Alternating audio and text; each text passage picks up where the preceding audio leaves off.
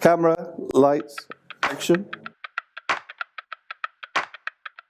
I'm Nick Smart, and I'm responsible for Hilton's development in West and North Europe. So that's Spain and Portugal, France and the Benelux, Germany, Switzerland, the Nordics, UK and Ireland.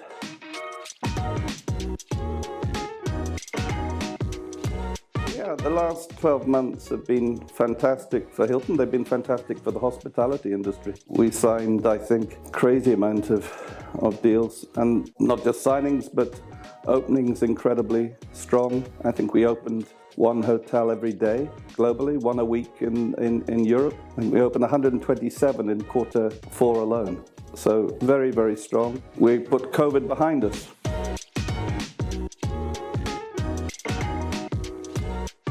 I think it's, number one, you can't look beyond the name.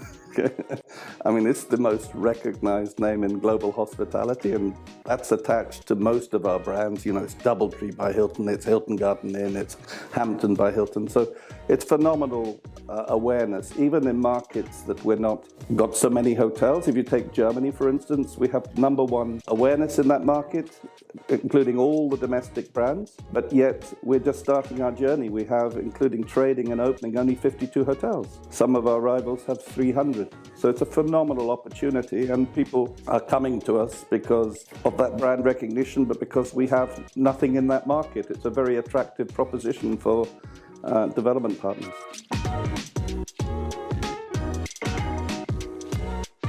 I mean, historically, I've just said it, Hilton, the most recognized global brand in hospitality anyway. But a lot of our growth in Europe has been around DoubleTree, which is our upscale brand, Hilton Garden Inn. Both of those have got over 100 hotels now trading in pipeline. Hampton has more than 150. So a lot of our growth in recent times has been about there. But I would say now, I think people are pretty interested that we've launched an extended stay brand, Home2 Suites. We signed our first one in Istanbul, our second in Dublin. There's real interest in Spark by Hilton, which we're just launching now, which is in that premium economy space below Hampton. And huge opportunity there. Something like 37,000 independent hotels that, you know, could theoretically adopt the Spark by Hilton brand. And then our lifestyle brands, you know, there's been tremendous growth in Curio and Tapestry. They're soft brands where you promote the name of the hotel. We always say your brand, our system, and you plug it into the Hilton system. We don't have as many brands. We've been pretty judicious. I mean, we have 22 brands, of which we've used 14 outside of America, which is roughly half that, or even in some instances, a third of what our rivals have done. We really will only launch a new brand if we can see space that we're not servicing. It was pretty obvious that we needed more conversion brands in the lifestyle space. We needed an extended stay product, and we need to compete in the premium economy space.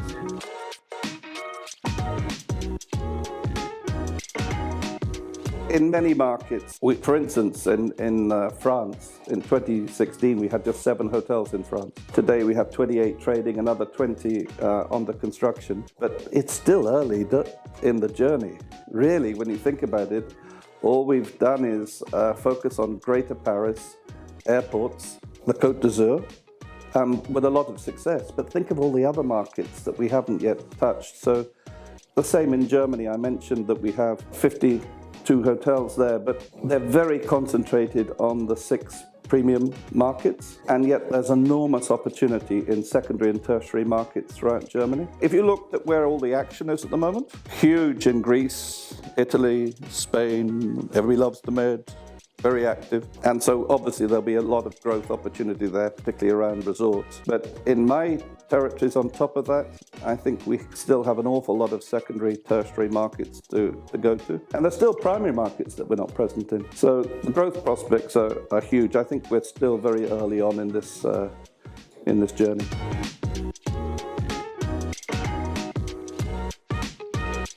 When we were talking about adaptive use, I was just trying to, in a humorous way, open people's mind to just how important the property class hotels have become and how they lent themselves to converting unusual buildings. So I think then I talked about, an electrical power station off the Champs-Élysées, which became the Canopy. I talked about a water tower, the Wasserturm in Cologne. I talked about a a very famous historic cinema in St. Bastian, so we continue to do a lot of that. In the last year since we met, it's been a huge amount of office redevelopment. Offices often have fantastic locations in need of huge investment to bring them up to an environmental standard, and it's not always it doesn't always pencil. It's not always commercially viable without looking at alternate uses. I saw an interesting quote from Cushman and Wakefield. This is for the UK.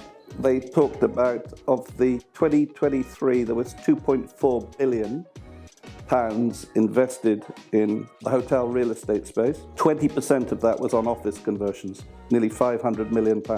A good example of that, we're converting an office just above the Cavern Club. You know what the Cavern Club is? Cavern Club is where the Beatles were discovered in Liverpool. So the Cavern Club, along with all the office above it, all that original Beatles memorabilia, and it is original, is becoming part of our motto by Hilton, lifestyle brand. The second home to, the first was in Istanbul, but the second is a big office conversion in Dublin. I see an awful lot more office is now almost, I would probably have one or two opportunities to talk about office conversions every week. And then the other one we talked about at the time was the transformation of department stores, because in many countries the department store has been needs to be reinvented. You know, Amazon has changed the rules of the game, and we have a role to play in that. So that was meant to be somewhat humorous in terms of getting people's attention, but actually it's a serious subject. It's huge, but right now it's office conversion in pretty much all the markets.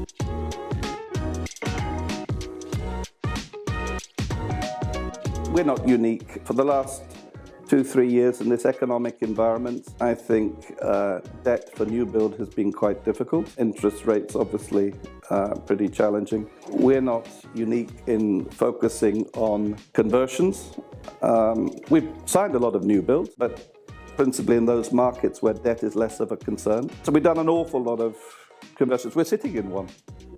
We're sitting in what is now the Canopy, but was the Radisson Cannes. Just drive down the Côte d'Azur, and the Columbus Monte Carlo has converted to the Curio Collection brand. The Crown Plaza in Lille became a Hilton. If you look at, thinking of each of my territories, Germany, the Steigenberger in Berlin became a DoubleTree. The Netherlands, David signed 2 deals there, Intel and Maintel in Rotterdam, nearly 500 keys at DoubleTree and Curio, and these were all signed last year. Big focus on that, but you've got to have the appropriate conversion brands, and you know, DoubleTree has borne the brunt of our conversion activity historically, but now, as I say, these collection brands, Curio and Tapestry, have started to really gather impetus. It's all part of it. In terms of the weighting, I would say overall conversions has been as much as 50 to 60% of our activity in my territory.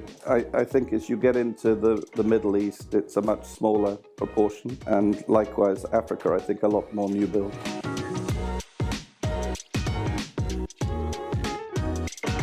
When I started back in the early 80s, hospitality and hotels were not seen as a proper property class. There was very little data about them and their performance. There was very little, as a consequence, understanding of us, and therefore very little specialist investor. It tended to be families or individuals that had been in the industry, knew the industry, had a good relationship with their local bank, but we didn't really attract what I would call institutional pension type money. But now look today, and you see quite a number of these big private equity, large pension funds, institutional money that now consider themselves underweight in hotels and are actively looking to bulk up. And I think that's because what was the worst that could happen to us? An environment in which we had zero income. COVID, I mean, how can you work? You can't come up with a worse scenario than zero income and a global lockdown. And the industry survived it and come back stronger than ever. And I think that's very much to our collective credit now. And I'm hoping and I believe that investors are giving us tick for that. And when you look at some of their alternate options, be it offices, resi, and the like, it's not always quite such a rosy picture. So I would say number one has been the change in us being a proper property class, a lot of data, very measured, a lot of institutional expertise now. We've been put under the microscope, and I think people basically like what they see. Number two, and I would say this, wouldn't I, working with Hilton, but branding. I mean, it truly is incredible.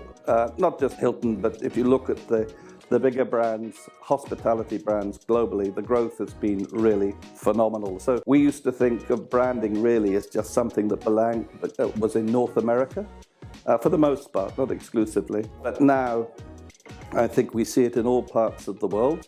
The growth of brands has been really very dramatic. Well, thank you very much, Nick. My pleasure. It wasn't very wise, but then you got 2 points out of me.